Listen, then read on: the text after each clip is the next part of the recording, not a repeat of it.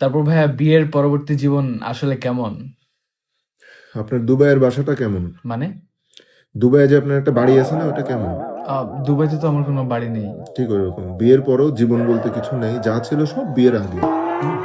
Next question please.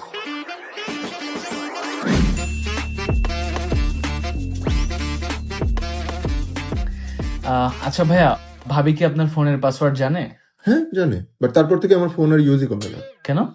কারণ যেদিন আমি তাকে পাসওয়ার্ডটা দিয়েছি তার আগের রাতে আমি পুরো ফোন ধরেই ফরম্যাট মেরে দিয়েছি, মানে কিছুই নাই ওর ভিতরে।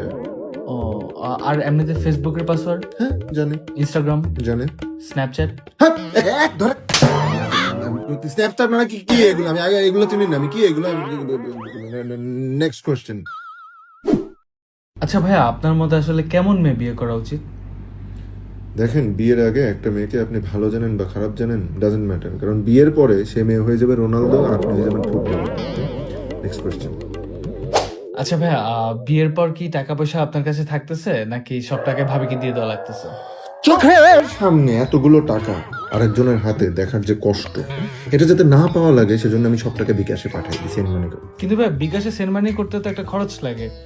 হ্যাঁ, বাট ওদের সেন্ড মানির নতুন একটা বান্ডেল প্যাক বের হয়েছে, আপনি দেখেন নাই? মানে মনে করেন যে 21 টাকা আপনি 5টা সেন্ড মানি করতে পারবেন। এই যে আপনি অ্যাপের ভিতরে ঢুকলেই দেখতে পাবেন না, অনেকগুলো বান্ডেল অফার আছে সেন্ড মানি নতুন আসছে।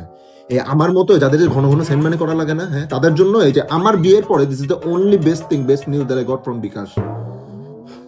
আচ্ছা যাই হোক, নেক্সট কোয়েশ্চেন। এখন বিয়ের পরেও কি থার্সডে নাইট প্ল্যান করা হয়? Thursday night, come on man, definitely bro, বিয়ে হয়েছে তো কি হয়েছে, থার্সডে নাইট তো থার্সডে নাইট, রাইট? জোস, জোস। মানে ধরেন ওই যে আমার শুক্রবারে সপ্তাহের বাজার করা লাগে, তো ওই জন্য আমি শুক্রবারে কি কি বাজার করবো ওই বাজারের লিস্টের প্ল্যান আমি আগের রাতে থার্সডে নাইটে করে ফেলি, এটাই আমার থার্সডে নাইট প্ল্যান। হ্যাঁ,